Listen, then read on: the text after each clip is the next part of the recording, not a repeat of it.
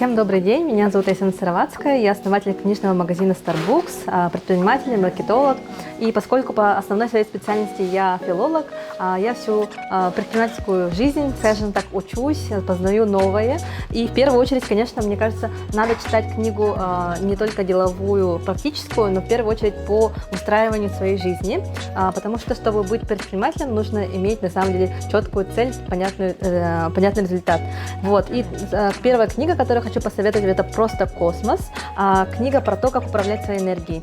Как раз предприниматели – это люди, которые умеют управлять именно не временем, а своей энергией, направлять ее в правильное русло.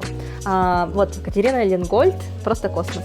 Потом следующая книга, которая меня на самом деле вдохновила, это книга Girl Boss про, скажем так, женский бизнес, про то, что надо вкладываться на полную для того, чтобы бизнес процветал. И тут история одной предпринимательницы от нуля до миллиардной компании. Вот, и она вдохновляет именно тем, что ты видишь, что простой человек может создать огромную компанию, совершенно новый мир.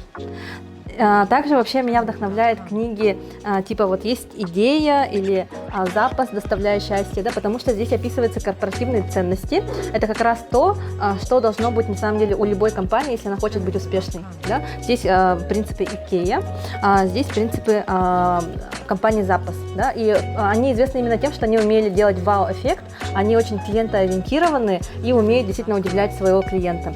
А я на самом деле вообще сейчас читаю еще одну книгу, называется «Открывая организации будущего». Она про то, как выстраивать новые компании, нового типа, да, про то, чтобы компания была не такая, что руководитель захотел и все делают, да, а про то, чтобы все сотрудники делали вклад в компанию, и таким образом компания развивалась. Это вот сейчас современный подход к компаниям, даже к большим корпорациям, и я хочу в этот внедрить свою компанию и в другие, которым я тоже помогаю как бизнес-консультант.